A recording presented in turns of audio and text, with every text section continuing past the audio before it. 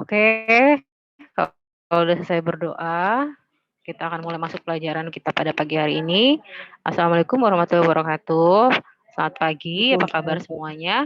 Semoga masih dalam tetap keadaan sehat dan semangat belajar PJJ ya pada hari ini. Nah, pagi ini kan kita jam pertama nih tentang pelajaran kimia. Nah, sebelum masuk ke materi yang baru, saya mau tanya dulu materi yang kemarin yang tentang sifat koligatif, larutan elektrolit dengan non-elektrolit, beserta dengan rumusnya dari mulai titik didih, sorry, yang tekanan osmosis, terus menaikkan tekanan uap, terus perubahan titik beku sama titik didih. Ada yang mau tanya dulu materi yang sebelumnya, yang kemarin itu?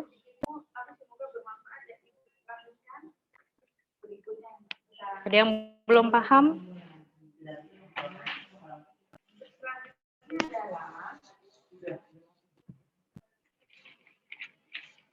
Ada yang mau tanya nggak? Tuja mau tanya nggak soal-soal kemarin? Mungkin kamu lupa atau kamu belum ada yang belum kamu pahami?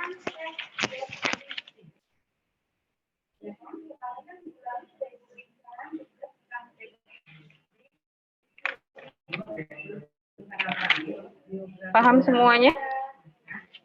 Paham, Bu. Saya masih Nggak ada yang mau tanya nih? uap, Bu. Paham.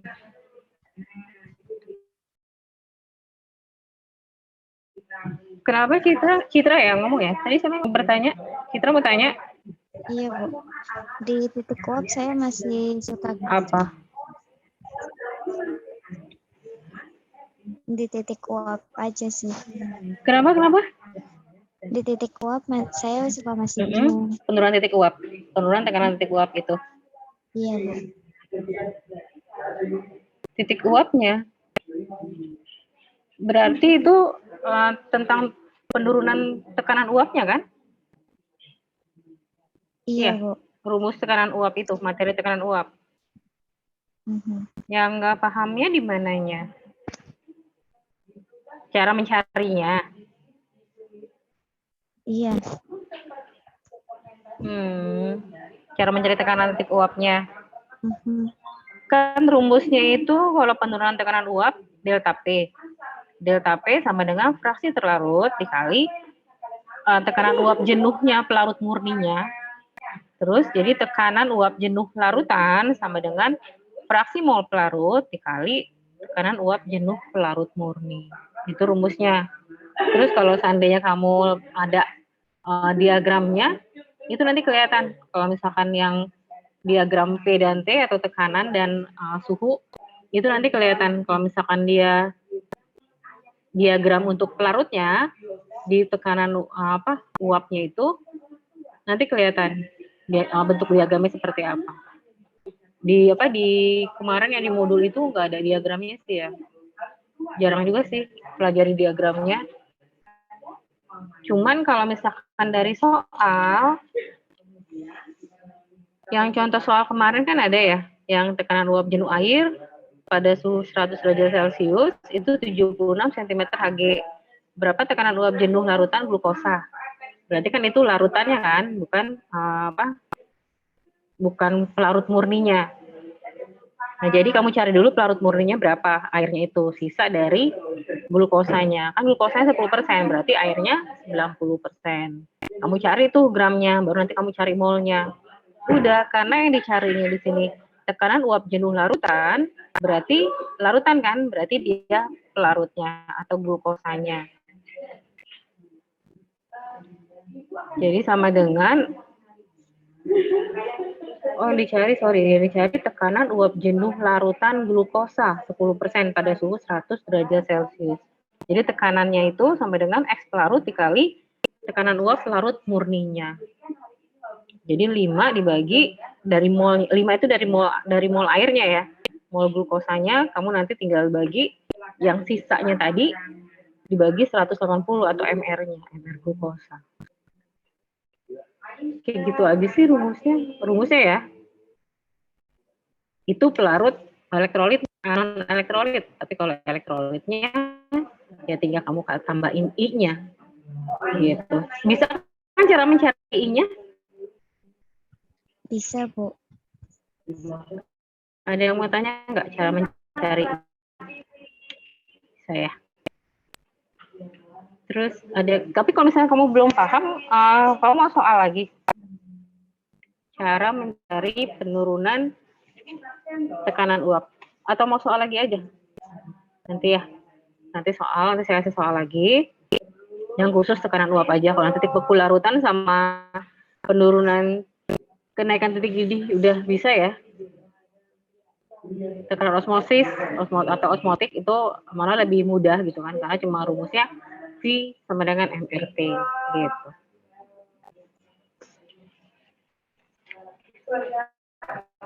Pagi Gary baru masuk nih, baru ikut Zoom nih Gary, udah lama nggak pernah ikut Zoom. Baru bangun ya Gary? Habis bentaran. Oh.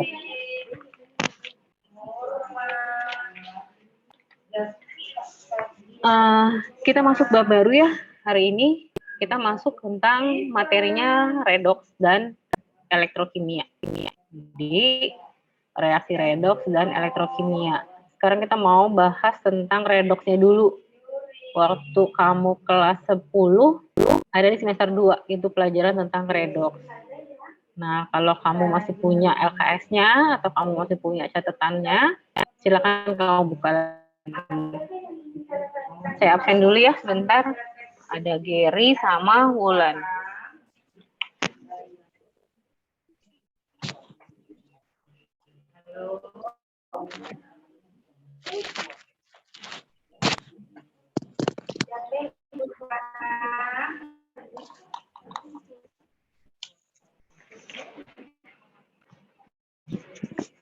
Udah, kalau udah kita sekarang mau, tapi ini baru yang redoks yang kelas 10 ya, biar untuk mengingat lagi. Nanti yang saya bagikan di GC itu modul dari redoks kelas 12-nya. Jadi di situ ada elektrokimianya, terus ada juga tentang Faraday-nya, hukum Faraday ya, tentang korosi, terus juga ada cara mencari reaksi redoks.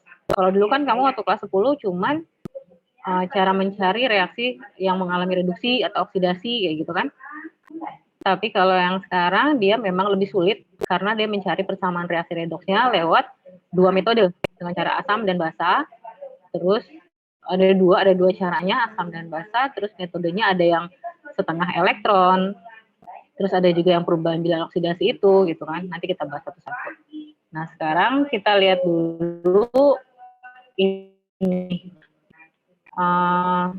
yang saya share yang kelas 10 dulu ya.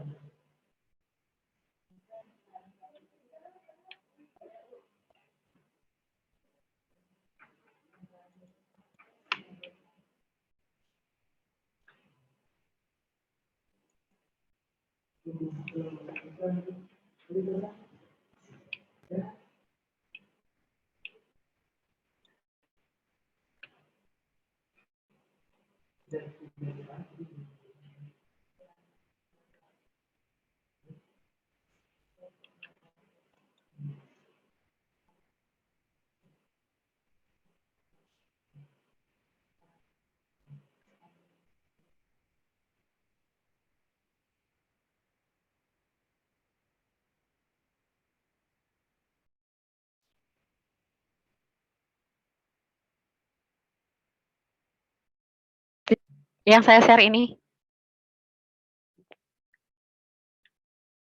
Wulan, kelihatan nggak Wulan? Kelihatan, Bu. Kelihatan ya? Nah, ini waktu kelas 10 kita udah belajar ini kan ya tentang reaksi redoks. Jadi ada 3 konsep yang digunakan untuk mengkaji pengertian reaksi redoks. Jadi reaksi redoks itu ada 3 pengertian. Pengertian pertama berdasarkan konsep pelepasan dan pengikatan oksigen. Kamu tahu ya. Terus yang kedua berdasarkan konsep perpindahan elektron. Nanti yang kita pelajari ini perpindahan elektron. Terus yang ketiga berdasarkan bilangan oksidasi yang kita kelas 10 pelajari kemarin, bilangan oksidasi ini. Terus kalau yang pengikatan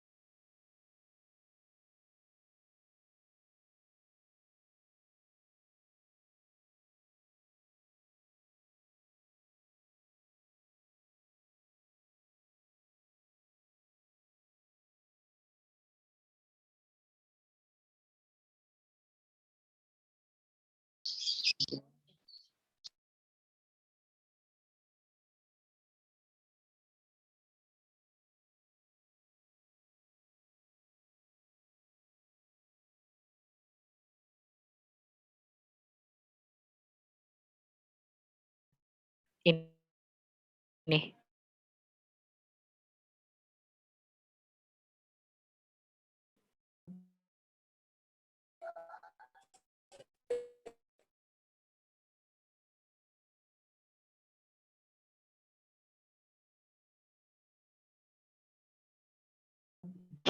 EU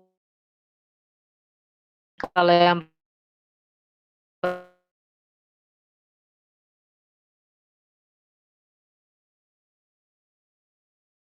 Bu, soalnya putus-putus, Bu.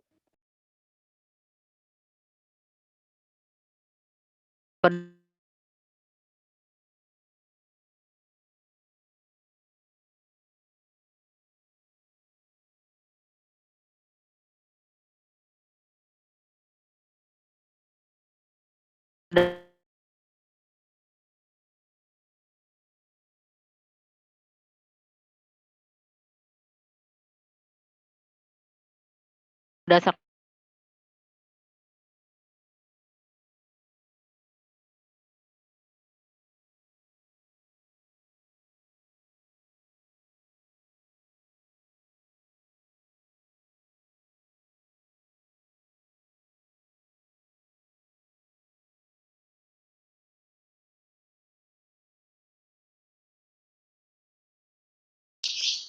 putus.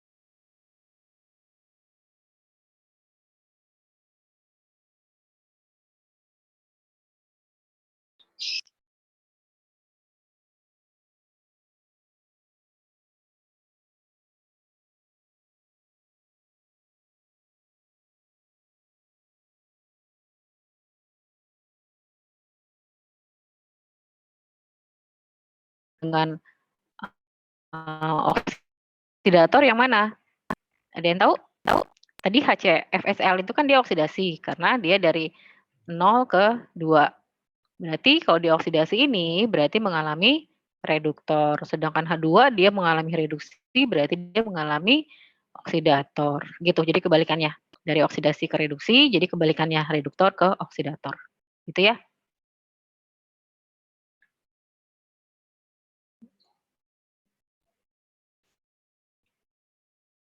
Ini contoh soalnya, kalau bisa tahu lah ya cara mencari bilangan oksidasi dari krom.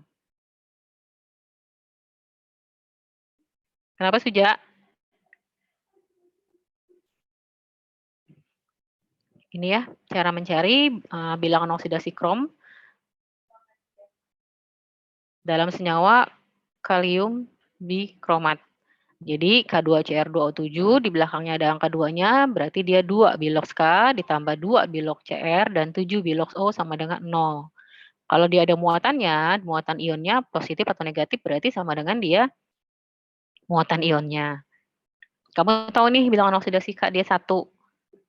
Sedangkan Cr nanti yang dicari ya, 2 bilox Cr, 7 bilox O. O bilangan oksidasinya dia minus 2. Pasti kamu ingat ya. Yang menjadi patokan intinya bilangan oksidasi O dia min 2, H itu dia plus 1. Jadi kamu cari nih 2 kali 1 dia 2. 2 Cr, 7 kali min 2 dia minus 14. Nah di sini 2 ditambah minus 14 berarti kan plus 12. Berarti Cr sama dengan 12 per 2 sama dengan 6. Ini pindah ruas ya. Nah, ini kan tadi plus 2, ini minus 14. Berarti kan minus 12. Pindah ruas menjadi positif 12. Jadi CR-nya, karena di sini masih 2 CR, CR-nya sama dengan 12 dibagi 2, sama dengan 6. Itu waktu kita belajar tentang redox di kelas 10. Ada yang mau tanya dulu sampai sini? Ada yang udah lupa atau mengingat lagi? Oh, ada Risma. Bentar ya, belum saya absen. Ada yang mau tanya dulu? Gary mau tanya, Gary. Citra, Robin, Safira, Nadia, Suja, Risma. Ada yang mau tanya dulu sebelum kita masuk ke redox dan elektrokimia? Tidak ada, Bu. Masih ingat ya pelajaran redoxnya waktu kelas 10? Kalau nggak ada yang mau tanya, kita masuk ke yang kelas 12.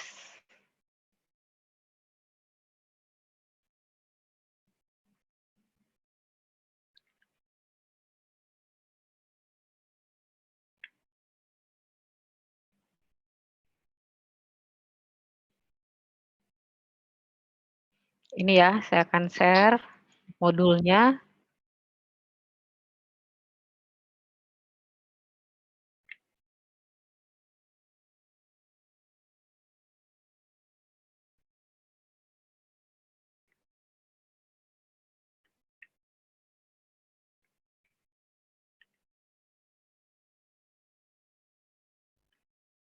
Kelihatan kan ya? Bisa lihat nggak? Bisa, Mi. Bisa ya? Ini nanti ini saya kirim ya di GC-nya, PPT-nya ini. Kita nggak sehari nggak langsung selesai, jadi kita bahas satu persatu. Jadi kamu bisa belajar dulu besok-besoknya ya tentang. Sekarang kita masuk dulu ke penyetaraan persamaan reaksi redox. Sama kayak yang tadi, yang kelas 10 tadi, cara menyamakannya. Cuma nanti yang di sini akan kita bahas ini. Kalau aturan Bilox kamu udah tahu ya, yang aturannya semua unsur bebas itu nilainya 0 kayak gitu. Terus perubahan bilangan oksidasinya kamu udah paham ya tadi yang saya jelaskan. Nah, nanti kita akan masuk ke ini, metode setengah reaksi dalam suasana asam maupun dalam suasana basah.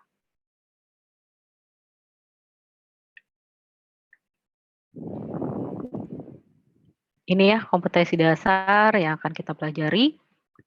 Menyatakan persamaan reaksi redox dan menentukan urutan kekuatan pengoksidasi atau pereduksi berdasarkan data hasil percobaan. Ini deskripsi singkatnya. Itu membahas tentang metode penyetaraan reaksi redox yang tidak bisa diselesaikan dengan penyetaraan biasa berdasarkan metodenya. Penyetaraan persamaan reaksi redox terbagi atas 2 metode, yaitu perubahan bilangan oksidasi dan metode setengah reaksi, atau dia dibilangnya metode setengah reaksi elektron. Nah, metode perubahan Bilox ini dapat dilakukan dengan 2 jenis reaksi, yaitu reaksi ion dan reaksi molekul, dan dapat dilakukan dalam suasana asam ataupun suasana basa. Itu kompetensi dasarnya. Nah, materinya saat ini akan kita bahas tentang penyataan persamaan reaksi redoks metode perubahan Bilox. Jadi kayaknya untuk kamu refresh lagi, nanti soal aja ya, soal penyataan reaksi redoks. Nanti ada soalnya di sini, jadi kamu bisa jawab. Ini tujuan pembelajaran kita, menyatakan persamaan reaksi redoks dengan menggunakan metode perubahan Bilox pada reaksi molekul dan pada reaksi ion. Ini ya, kalau bisa lihat gambarnya. Kelihatan Miss gambarnya. Nggak kelihatan? Nggak kelihatan, Bu. Ya? Iya Bu, nggak ada. Masa sih? Oh, Iya. nggak ada ya? Belum keluar. Semuanya nggak ada? Iya nggak ada. Waduh, kayaknya sinyal nih. Ini nggak kelihatan juga? Dari tadi belum, Bu. Nggak ada. Bu. Tapi kalau yang pertama tadi ada? Pertama Iya, tadi ada, sekarang nggak ada. Sebentar.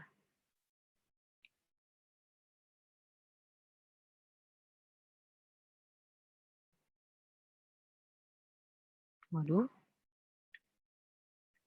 Iya sih, fotonya aja di sini nggak kelihatan. Kayaknya sinyal nih.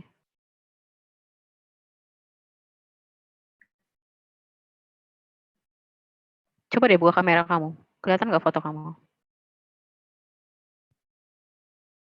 Tapi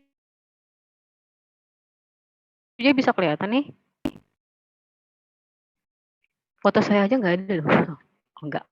Karena saya ditutup ininya. Bentar ya.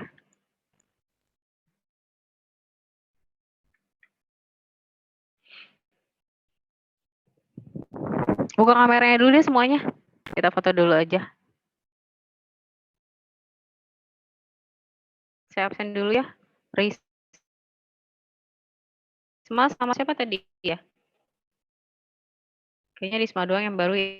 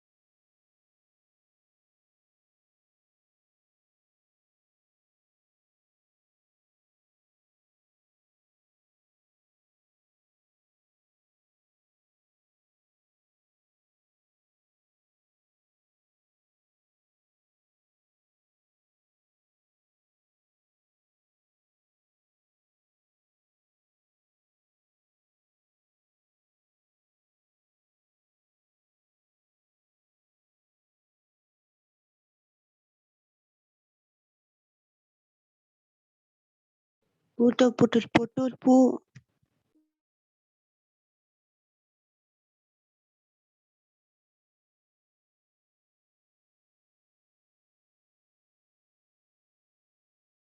Bu, nggak ada suaranya, Ibu.